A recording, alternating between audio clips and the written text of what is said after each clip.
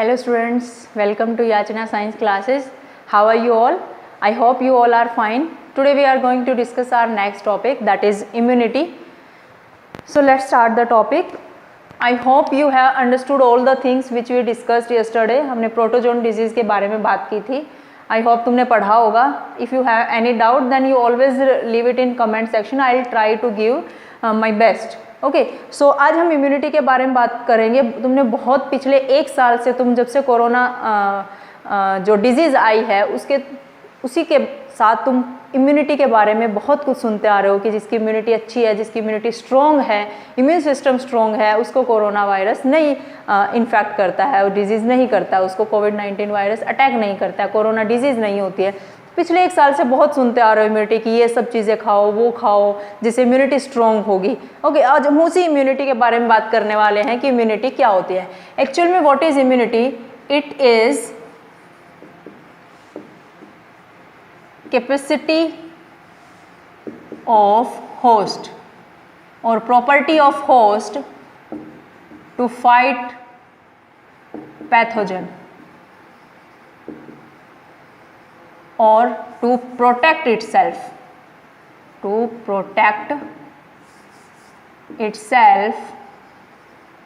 from pathogen. So immunity क्या होती है? ये किसी भी बॉडी की, किसी भी होस्ट के पास ये पावर होती है, प्रॉपर्टी होती है, उसकी कैपेसिटी होती है, एबिलिटी होती है अपने आप को किसी पैथोजन से बचा के रखने की. अब पैथोजन क्या है? Pathogen is disease causing organism. जो डिजीज करता है उसको क्या बोलते हैं? पैथोजन. हमारी बॉडी में सबसे बड़ी जो इम्यूनिटी है वो कौन है? Skin.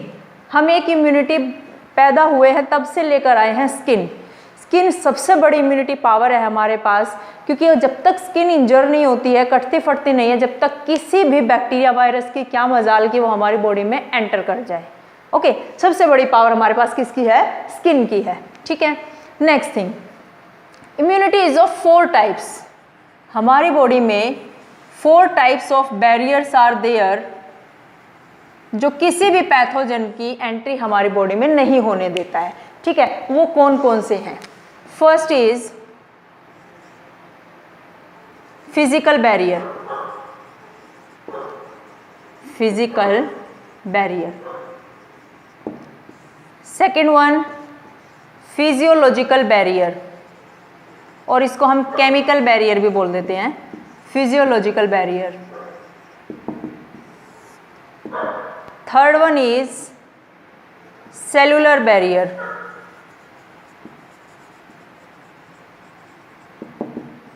And last one is cytokine.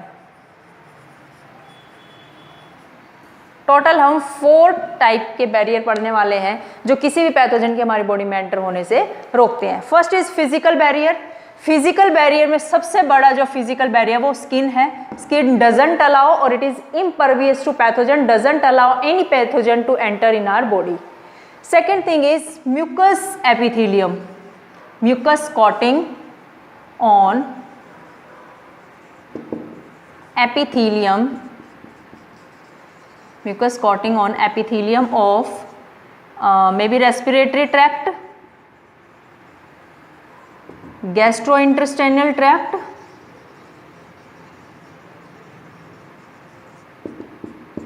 what do you mean by this thing? समझो. सपोज कोई फूड खाया हमने, ठीक है, और वो फूड जो है हमने खा लिया है, हमारी बॉडी ने उसे रोका नहीं है. वेरी हैप्पी, उस फूड के साथ जो है बैक्टीरिया गया, इट इज़ वेरी हैप्पी कि चलो बच गया हूँ मैं, स्किन से भी बच गया, माउथ में सलाइवा से भी बच गया हूँ. ठीक है. तो क्या होता है, जैसे ही हमारी बॉडी के अंदर वो एंटर करता है तो हमारी फूड पाइप में वो जाता है और आगे किसी भी बॉडी पार्ट में जाता है, किसी भी डाइजेस्टिव सिस्टम के ऑर्गन में जाता है, तो वहाँ पर म्यूकस की एपिथेलियम के ऊपर कोटिंग होती है. तो वो जो म्यूकस होता है उसको वहीं पे पकड़ के रख लेता है, उसको आगे नहीं जाने देता है. तो ये भी किसके अंदर आता है? फिजिकल बैरियर में. Now physiological barrier like saliva in mouth. Saliva in mouth, हमारे माउथ में जो सलाइवा है ये भी बहुत सारे पैथोजन को किल करने का काम करता है, अंदर एंट्री नहीं होने देता है. Acid in stomach.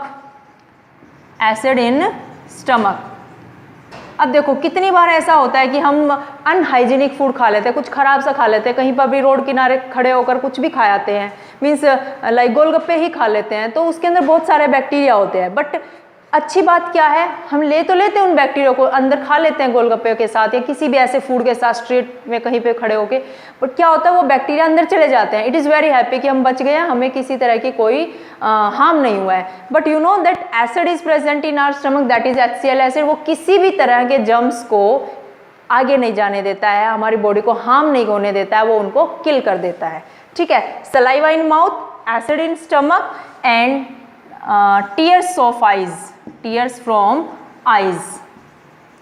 Lysozyme is there, lysozyme is there, so this is also responsible for any does not allow entry of any pathogen. Next is cellular barrier, cells है कुछ ऐसी जो हमें इम्यूनिटी प्रोवाइड करती हैं, पैथोजन को किल करने का काम करते हैं। सबसे बड़े हमारी बॉडी के सोल्जर हैं WBC, white blood cell soldiers of our body. And next is PMNL, polymorphonuclear leukocytes, जिनको हम न्यूट्रोफिल बोलते हैं। क्या बोलते हैं? न्यूट्रोफिल्स। NK सेल्स हैं, NK सेल्स कौन से होते हैं भाई? Natural killer cells. ठीक है, इनके बारे में हम डिटेल में करने वाले हैं, अभी के लिए बस मैं नाम लिख रही हूँ। साइटोकिन्स में आते हैं interferons. Now what are interferons? Suppose कोई वायरस एंट्री कर गया बॉडी के अंदर और उस वायरस ने किसी सेल को इन्फेक्ट किया, उसके अंदर इन्फेक्शन हो गया है। अब वो सेल सोचते कि मैं तो जो है मुझे तो इन्फेक्शन हो गया है, मुझे पे तो अटैक हो गया है, मैं बाकी सेल्स को बचा लेती हूँ। तो वायरस इन्फेक्टेड जो सेल है वो प्रोटीन बनाने लग जाती है और कहाँ पर सेंड करती है? उन सेल्स को सेंड करती है जिन सेल के ऊपर अटैक नहीं हुआ है, वायरस का इन्फेक्शन नहीं हुआ है। So interferons are those proteins made by virus infected cells, proteins made by virus infected cells, जिसके ऊपर इन्फेक्शन हो गया है, जिसके ऊपर अटैक हो गया है, वो सेल्स इंटरफेरोन्स बनाते हैं, स्पेशल टाइप की प्रोटीन बनाते हैं to protect other cells from the infection. Is it okay? So I hope it is clear. Physical barrier, physiological barrier which is also known as chemical barrier, cellular barrier and cytokines. We have to focus on cellular barrier. अब हम cellular barrier को detail में पढ़ने वाले हैं।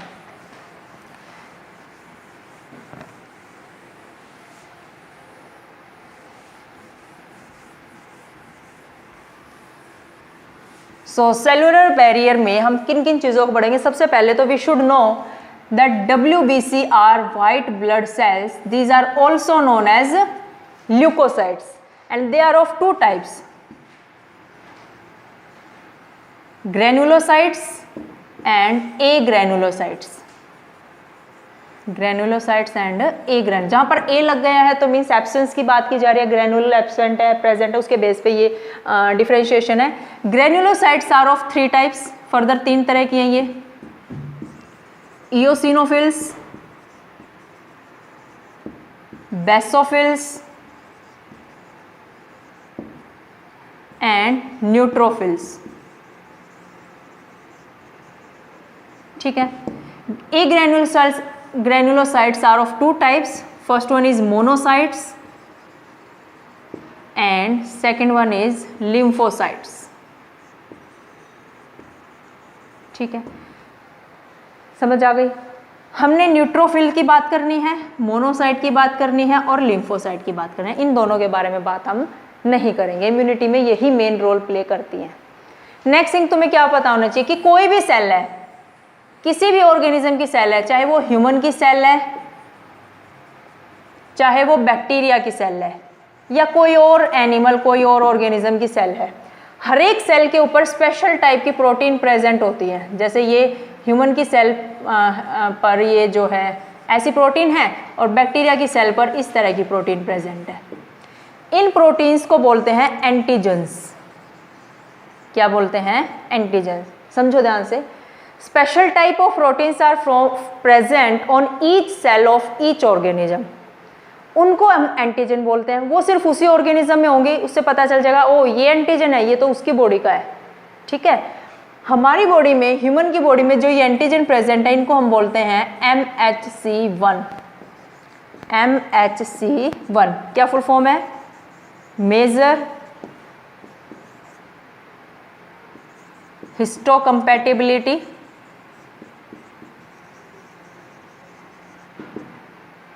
complex, major histocompatibility complex 1. This MHC1 complex always present on our each cell. समझ आया? तो ये बात याद रखनी है। अब दूसरी चीज़ क्या याद रखनी है तुम्हें कि जो ये न्यूट्रोफिल्स होती है ना और मोनोसाइट्स डेवलप कर जाती हैं, दे डेवलप इनटू मैक्रोफेजेस। ये डेवलप होके क्या बनाती हैं? मैक्रोफेजेस। ये दोनों ही सेल न्यूट्रोफिल और मैक्रोफेजेस बहुत ही खतरनाक सेल है। किस वे में खतरनाक है? किसी भी टाइप की कोई भी ऐसा पार्ट देखा हमारी बॉडी में, कुछ भी ऐसा हमारी बॉडी में देखा जो इसको ये लगता है कि हमारी बॉडी का नहीं है, फॉरेन है, कुछ फॉरेन मटेरियल एंटर कर गया है, ये उसको खाना शुरू कर देती है। इनको ये नहीं मतलब है क्या उसकी शेप है, क्या उसका साइज है, वो तुम्हें मार सकता है कि नहीं मार सकता है, just they start eating if they see any foreign material. ये इनकी सबसे बड़ी खास बात होती है, ठीक है। ये किलर होती है। क्या होती है ये? किलर। कौन? न्यूट्रोफिल। तो बहुत बड़ी किलर होती है। और इनसे भी बड़ी किलर कौन होती है? मैक्रोफेज। यानी ये छोटा गुंडा है और इससे भी बड़ा गुंडा कौन है? मैक्रोफेजेस। ठीक है, ये किलर है। नेक्स्ट थिंग हमें क्या याद रखनी है? Innate immunity. ये कैसी इम्यूनिटी का पार्ट है? Innate immunity. अब वो तो मैंने तुम्हें बताया नहीं इन्नेट इम्यूनिटी क्या होती है। चलो पहले मैं अब तुम्हें यही बताती हूँ what is innate immunity. Immunity is of two types. First one is innate immunity, second one is acquired immunity. innate immunity is since birth, जो हम बर्थ से ही इम्यूनिटी लेकर आते हैं हमारी मदर की बॉडी से, वो innate immunity होती है। acquired immunity, it is acquired on exposure to pathogen, on exposure of pathogen। जब हम किसी पैथोजन का सामना करते हैं, उसको फेस करते हैं, उससे एनकाउंटर होता है, तो हमें इम्यूनिटी मिल जाती है कि नेक्स्ट टाइम वो ऐसा नहीं कर सकता। ठीक है, तो वो होती है acquired immunity. Innate immunity is non specific type. Non specific means चाहे कोई वायरस एंटर कर जाए हमारी बॉडी में, चाहे कोई बैक्टीरिया आ जाए, चाहे कोई फंजाई आ जाए, कोई भी पैथोजन आ जाए, सब पे ये सेम अटैक करने वाली है। But acquired immunity is very specific. ये स्पेसिफिक है कि इस बैक्टीरिया के लिए इसने काम करना है तो बैक्टीरिया के लिए काम करेगी। It will not harm any virus और any fungi.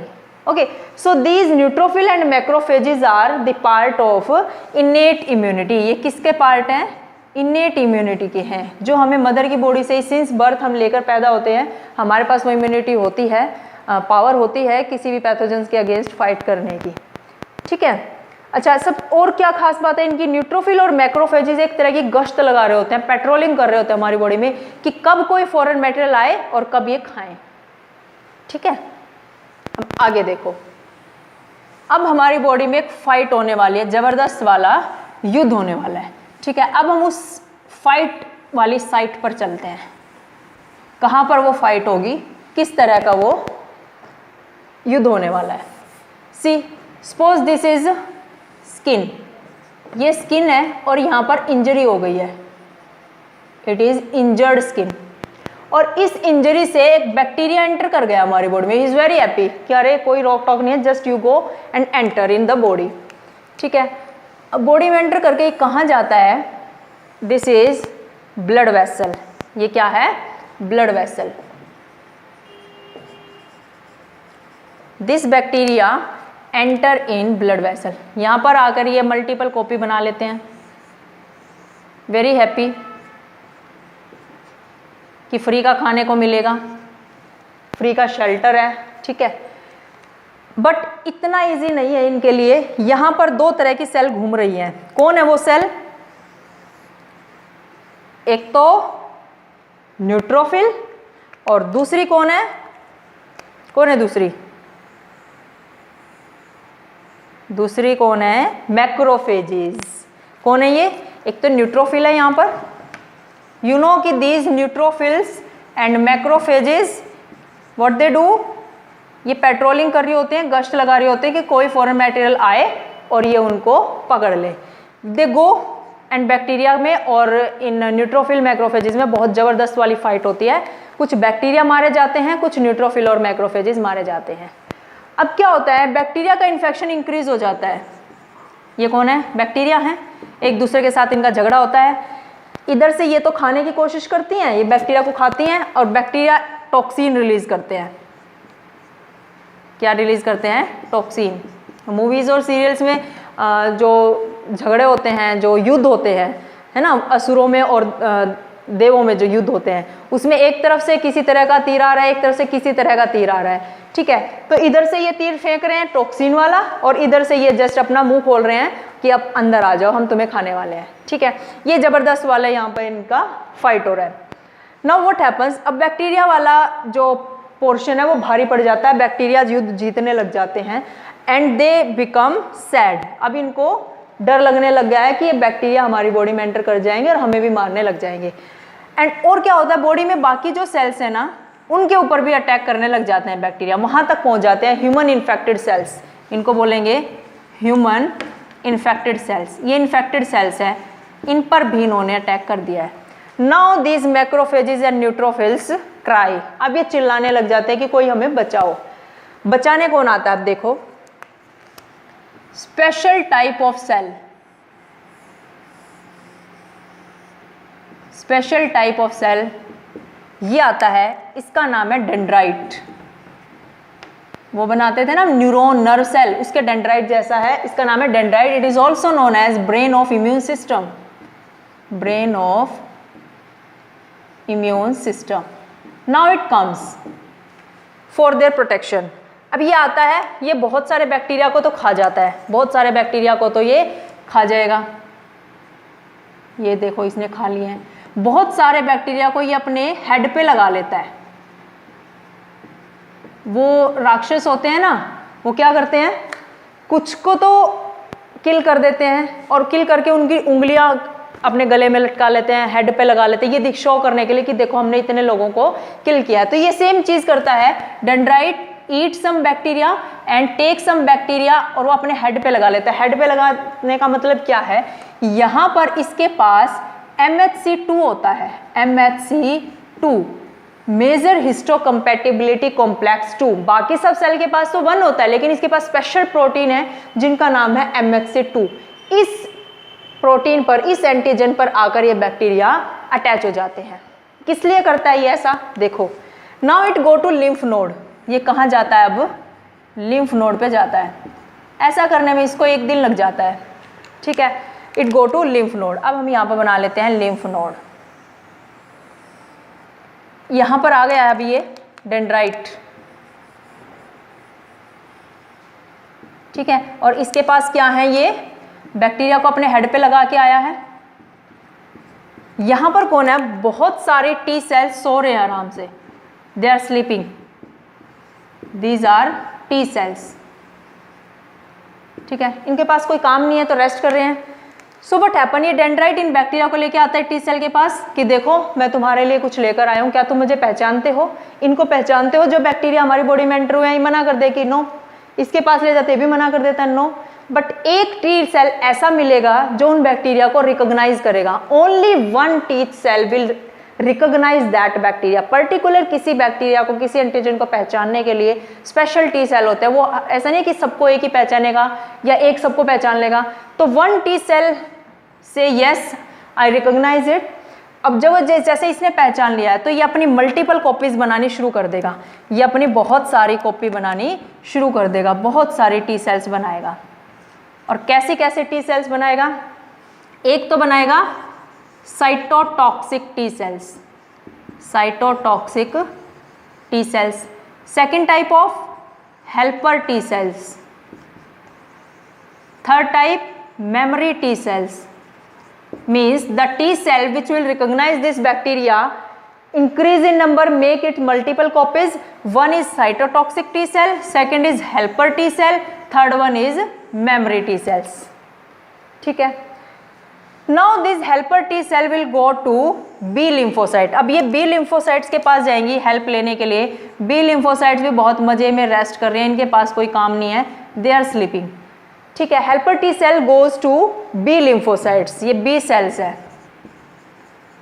Now 1 B cell will recognise, एक बी सेल पहचान लेगी उस बैक्टीरिया को एंड वो अपना मल्टीपल कॉपीज बनानी शुरू कर देगी। ये मल्टीपल कॉपीज बनाती है तो 2 तरह की सेल बनाती है। First one is plasma cell plasma cells, and second type is memory B cells. memory B cells. इसने भी, अब हमारी आर्मी रेडी है. This is our army. ये क्या है? आर्मी. किस चीज की बनी हुई है ये आर्मी? सभी टी सेल्स और सभी B cells. Now our army is ready. अब इनको युद्ध के मैदान में ले जाया जाएगा, उस साइट पे ले जाया जाएगा जहां पर वो फाइट चल रही थी. न्यूट्रोफिल और मैक्रोफेज फेल हो चुके थे. अब ये क्या क्या करने वाली हैं देखो. जो ये मेमोरी टी सेल्स है, memory T cells and memory B cells, they never fight. They never fight. ये कभी भी लड़ती नहीं हैं. तो फिर ये क्या करती हैं? They remember that pathogen. ये उस पैथोजन को याद रखते हैं कि अगली बार जब ये आएगा तो कितनी विग्रसली इनको अटैक करना है. ठीक है. साइटोटॉक्सिक टी सेल्स क्या करती है? ये ह्यूमन इन्फेक्टेड सेल्स थी. Human infected cells. These cytotoxic T cells, what they do, they kill these cells. इनको अपने ही सेल को मारना पड़ता है. ह्यूमन की हैं ये भी T cells, human infected cells हैं, उन्हीं को मारना पड़ता है. अगर नहीं मारेंगे तो प्रॉब्लम हो जाएगी बॉडी के अंदर. ठीक है. इसका काम भी समझ आ गया. Helper T cells. अच्छा, प्लाज्मा सेल की बात करते हैं. प्लाज्मा सेल क्या करती है? They make Y shaped proteins. They make Y shaped proteins. और इन वाई शेप्ड प्रोटीन्स का क्या नाम है? Antibodies. What is the name? Antibodies. ये वाई शेप के ऐसे बहुत सारी प्रोटीन बनानी शुरू कर देती हैं. सी, ये बहुत सारी प्रोटीन बन गई हैं जिनका नाम क्या है? एंटीबॉडीज है. अब ये क्या करने वाले हैं? ये जाएंगे अब साइट पे. कौन सी साइट पे? फाइट वाली साइट पे. साइटोटॉक्सिक टी सेल ने अपना काम कर दिया, इन सेल को किल कर दिया है. जब ये इन सेल को किल करती हैं तो इस इम्यूनिटी का नाम है cell mediated immunity. Cell mediated immunity. Now this antibodies go to blood. ये एंटीबॉडीज यहां आ जाती हैं, ब्लड में आ गई हैं ये एंटीबॉडीज. तो इस इम्यूनिटी का नाम है ह्यूमोरल इम्यूनिटी. Humoral immunity. ठीक है. यहां आएंगी तो अब ये क्या करेंगी? अच्छा, उससे पहले हेल्पर टी सेल और हाँ, हेल्पर टी सेल की तो बात ही नहीं की हमने. हेल्पर टी सेल इनको बचाती हैं, न्यूट्रोफिल को और मैक्रोफेजिस को, कि तुम्हें अभी मरना नहीं है. दे प्रोटेक्ट देम, क्योंकि उनके ऊपर बहुत ज़बरदस्त अटैक हो रहा है ना बैक्टीरिया का. ये उनको रोकती है मरने से, डाई होने से रोकते हैं कि तुम्हें अभी मरना नहीं है. एंटीबॉडीज आ जाती हैं. अब एंटीबॉडीज क्या करते हैं? मैं पहले थोड़ा सर्व कर देती हूँ, बहुत मिक्सिंग हो गई है. Now these antibodies what they do, they go and attach to bacteria. ये बैक्टीरिया पे अटैच हो जाती है इस तरह से. अब क्या होगा? बैक्टीरिया इमोबिलाइज हो जाएगा, यहाँ से मूव नहीं कर पाएगा.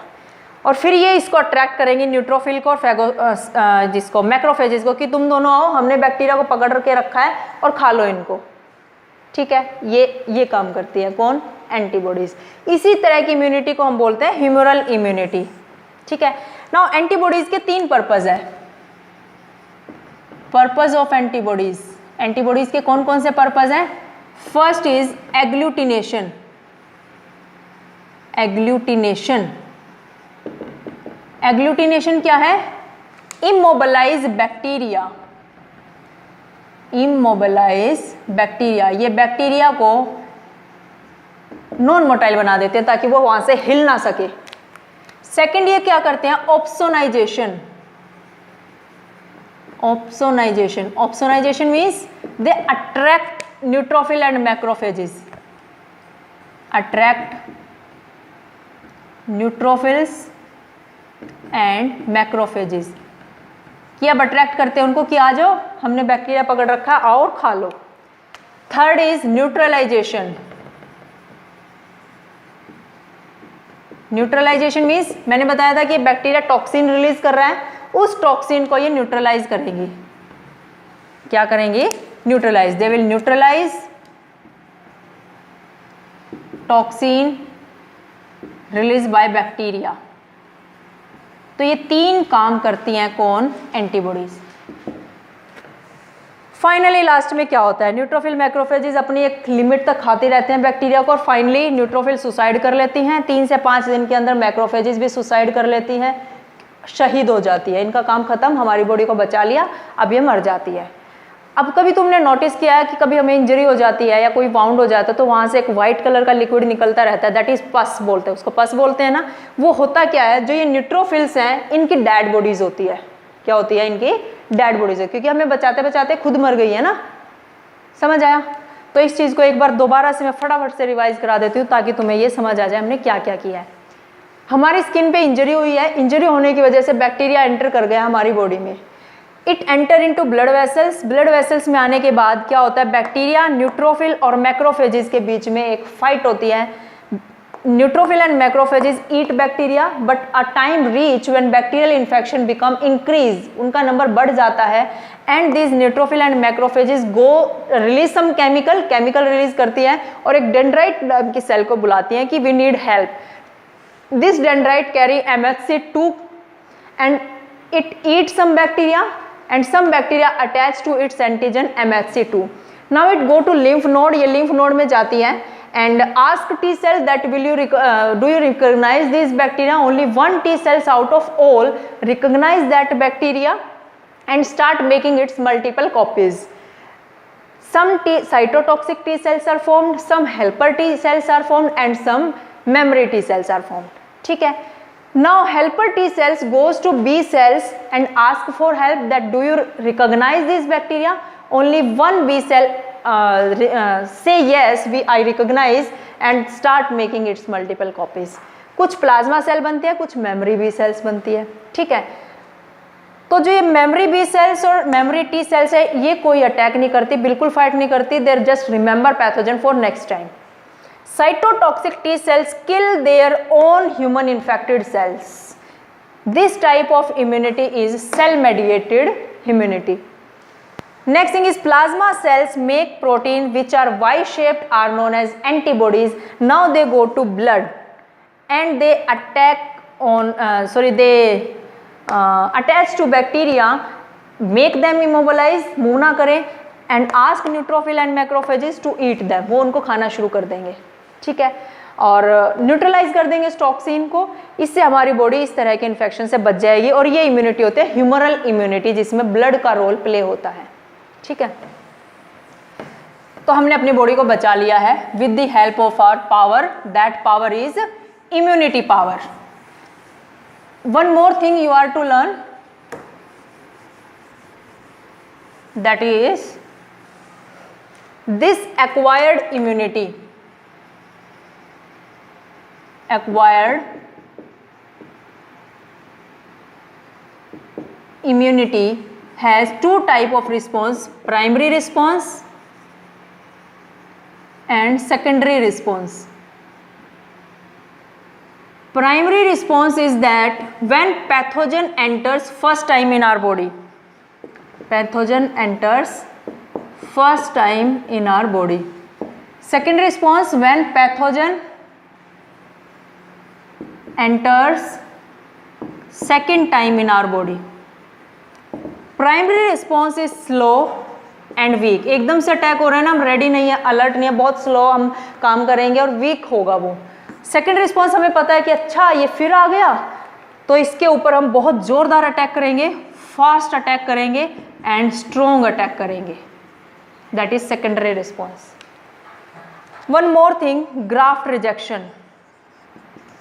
यू नो कि हमारे बॉडी का कोई ऑर्गन खराब हो जाता है तो हम किसी से उसको लेते हैं, डोनेट किया जाता है, कोई ऑर्गन डोनेट कर देता है, तो हमारी इम्यूनिटी इतनी स्ट्रॉन्ग है कि उस ऑर्गन को इतनी जल्दी से एक्सेप्ट नहीं करती है, फॉरेन मटेरियल समझ के उसके ऊपर अटैक करती है। ठीक है? तो उसको बोलते हैं ग्राफ्ट रिजेक्शन। सपोज ये किडनी है, कोई एक्स पर्सन है और मेरी किडनी खराब हो गई है, मुझे किडनी लेनी है, ये मुझे डोनेट कर रहा है। इस एक्स पर्सन के पास एक्स टाइप के एंटीजन प्रेजेंट है। जैसे ये मेरी बॉडी में ट्रांसप्लांट होगी किडनी, तो भाग करके वो आएंगी, कौन आएंगी? Helper T cells. And these helper T cells attack on this kidney. ये इन एंटीजन पे किडनी पर अटैक करेंगे कि तुम हमारी बॉडी की नो हो, then why you enter in our body. ठीक है। तो क्वेश्चन यहाँ से नीट में बनता है, very important question, that which type of immunity is involve in graft rejection, that immunity is humoral immunity. समझ आ गया। So immunity topic is over. Our antibody का स्ट्रक्चर बच गया है, तो हम नेक्स्ट लेक्चर में एंटीबॉडी को पढ़ेंगे, इम्यून सिस्टम को पढ़ेंगे, एक्टिव इम्यूनिटी, पैसिव इम्यूनिटी, अभी इम्यूनिटी कंप्लीट नहीं हुई है, will do in our next lecture. So if you have any doubt, then you please leave it in comment section. I'll give the answer. So try it, read it from your NCERT book and learn it properly. Thank you everybody.